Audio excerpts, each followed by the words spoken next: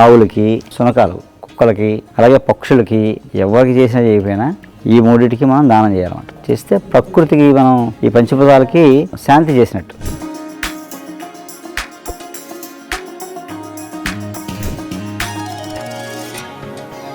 ఇది పక్షుల కోసం ఇలా చేసేవాళ్ళండి. మనం ఏదో కంకులు కట్టేద్దామంటే అవదు. ఏంటంటే ఇది కట్టడం కళ, ఇది పెద్ద ఆర్ట్. ఇది ఎవరు పడితే రాదు. నేర్చుకోవడం ఒక ఎత్తు, ఇది సేకరించడం ఒక ఎత్తు.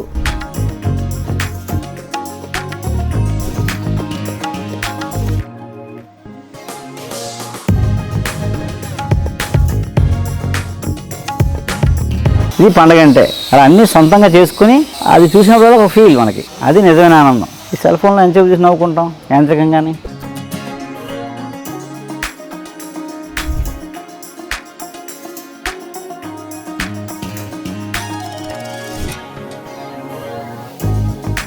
దీంట్లో ఒక బొమ్మలు కూడా పెడుతున్నాం మనం. పాతకాలం బొమ్మలు అన్నీ, చెక్క బొమ్మలు, లక్క బొమ్మలు, మట్టి బొమ్మలు, పింగాణి, ఇలాంటి రకరకాల వాటితో రకరకాల బొమ్మలు తెచ్చి పెడతామంటారు. బొమ్మలు కూడా పెడుతున్నాం. అందరికీ నమస్కారం. ఇక్కడ మనం ఇదొక ఇల్లు తయారు చేస్తున్నాం. లేకపోతే మనం వంట వైద్యం నేర్చుకోవడానికి షూటింగ్ హాల్ అనమాట. ఈ లోపలంతా ఒక రూమ్ ఉంది.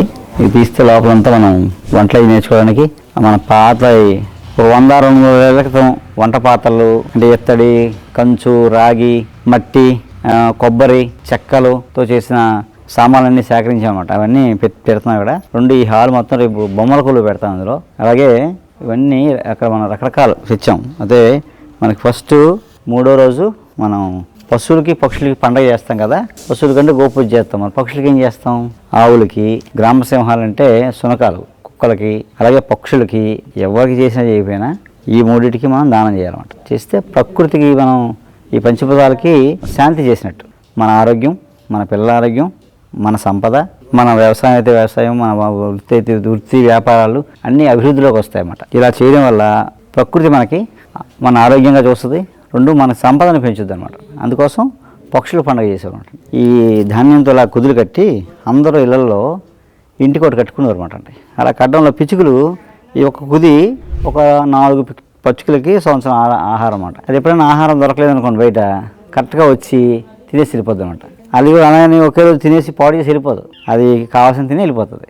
మళ్ళీ ఎప్పుడైనా బాగా తుఫాను వచ్చి బయటికి వెళ్ళలేని పరిస్థితి వచ్చి అనుకోండి, అది గుర్తుంటుంది దానికి, వచ్చి చక్కగా తిని వెళ్తారు అనమాట.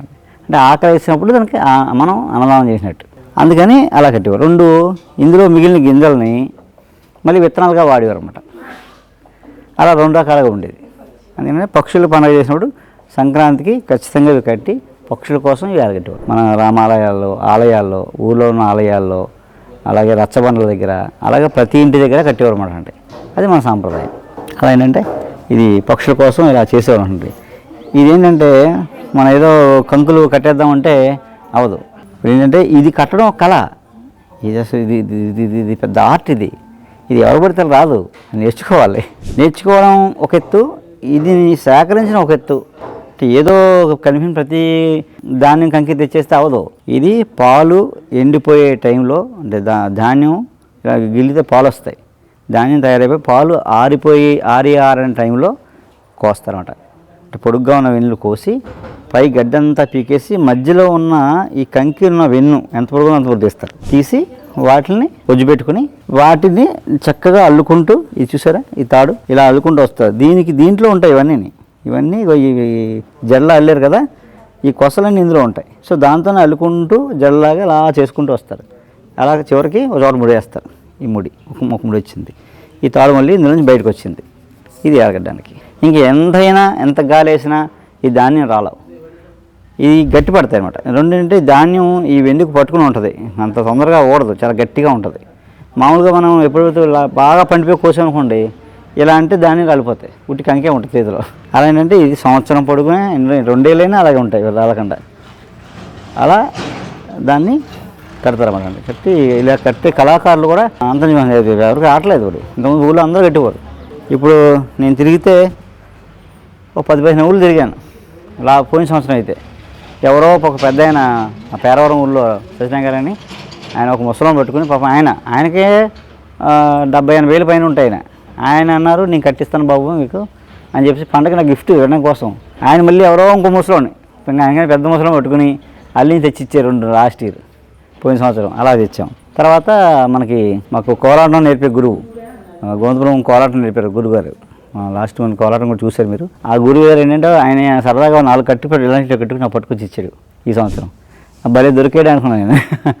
ఎవరు వేయలేరండి నేను చేస్తానన్నట్టు. చేస్తానంటే మనమే కానీ గడ్డి కోపించి అన్నీ ఇస్తే మనకు ఒక 50 గుత్తులు కట్టించారు. మన పక్షుల పండగకి ఆ రోజు అనమాట. చూసారా ఎంత ఉందో. ఇది పండగ అంటే అలా అన్నీ సొంతంగా చేసుకుని అది చూసినప్పుడు ఒక ఫీల్ మనకి, అది నిజమైన ఆనందం. ఈ సెల్ ఫోన్లో ఎంతసేపు చూసి నవ్వుకుంటాం యాంత్రికంగానే. అన్ని రకాల కళాకారులు చూసారా మనకి ఒరిస్సా బార్డర్లో వెళ్తారు అన్నమాట. ఇవి తామర కాడ ఉంటుంది కదా, తామర కాడ ఆ కాళ్ళతో వెళ్తారు అన్నమాట. అది అలా అల్లిన జూట్, అది దాంతో పుట్టలేవి. అలాగే ఇది ఏంటంటున్నారు, ఇది మట్టితో చేసినవి.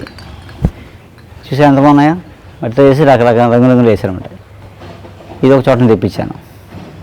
ఇలా మీకు రకరకాలు దీంట్లో ఒక బొమ్మలు కూడా పెడుతున్నాం మనం.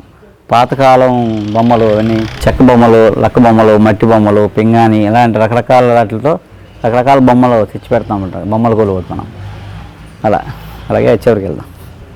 ఎప్పుడు పెడితే దొరకవి, మనం ఆ టైంకి వెళ్ళి చక్కగా ఆ సైజు ఆ కలర్ వచ్చాక కోయించి తెస్తామండి.